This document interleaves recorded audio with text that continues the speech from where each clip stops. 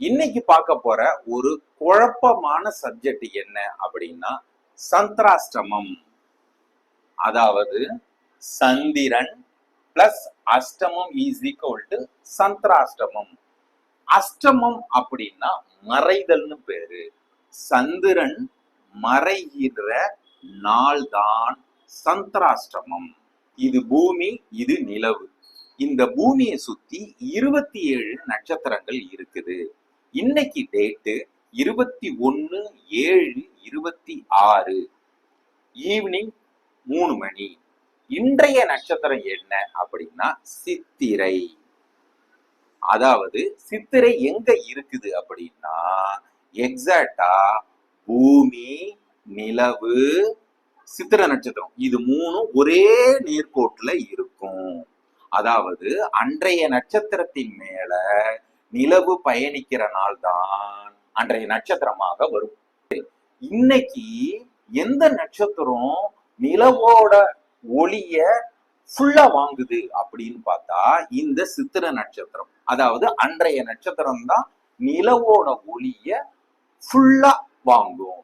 எந்த நட்சத்திரம் அறவே வாங்காது அப்படின்னா நிலவுக்கு ஆப்போசிட்ல 90 டிகிரில இருக்கிற நட்சத்திரம் அறவே நிலவோட ஒளிய வாங்காது. நான் சொன்னேன் இல்லையா 27 நட்சத்திரம் அப்படின்னு சொல்லிட்டு.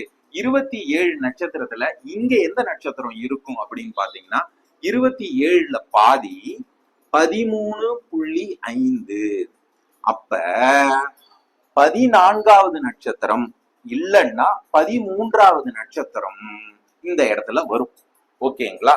அப்ப அது வந்துட்டு கொஞ்சம் மாறி மாறி வரும். அதாவது 13.5ன்னா 14வது நட்சத்திரம்னு வச்சுங்க, இல்ல 13வது நட்சத்திரம் இந்த நிலவோட ஒளிய அறவே வாங்காது. இன்னைக்கு என்ன சந்திராஷ்டமம் அப்படின்னா உத்திரட்டாதி நட்சத்திரம் சந்திராஷ்டமம். அதாவது சித்திர நட்சத்திரத்தையும் சேர்த்துங்க 13வது நட்சத்திரம் அல்லது 13.5 இல்ல 14வது நட்சத்திரம் சந்திராஷ்ட நட்சத்திரமாக வரும்.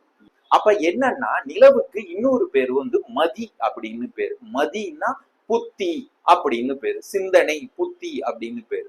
அப்ப நட்சத்திரத்துக்கு ஒளி கிடைக்காததுனால சிந்தனை செயல்பாடுகள் கம்மியா இருக்கும். சிந்தனை செயல்பாடுகள் இந்த உத்திரட்டாதி நட்சத்திரக்காரவங்களுக்கு கம்மியா இருக்கும். நீங்க இப்பயே காலண்டர் எடுத்து பாருங்க. ஆனா காலண்டர்ல சில சமயங்கள்ல வாக்கியம் திருக்கணிதம் படி கொஞ்சம் டிஃப்ரெண்ட் வரும். அதாவது காலையில பாத்தீங்கன்னா ஈவினிங் சந்திராஷ்டமம்னு போட்டிருப்பாங்க. இப்படி கொஞ்சம் டிஃபரன்ஸ் வரும். ஆனா இந்த கான்செப்டை நீங்க புரிஞ்சுக்கிட்டீங்கன்னா ஈஸியா சந்திராஷ்டம நட்சத்திரத்தை கண்டுபிடிச்சிடலாம்.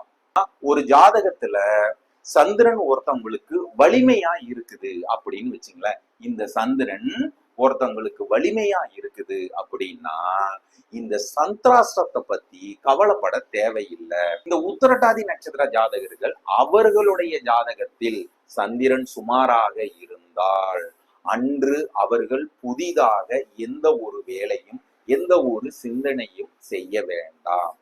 ஏன்னா செஞ்சா பாதிப்பு தரும். புதிதாகத்தான் நான் சொல்றது, புதுசா ஏதாச்சும் திங்க் பண்ணி செய்யாதீங்க.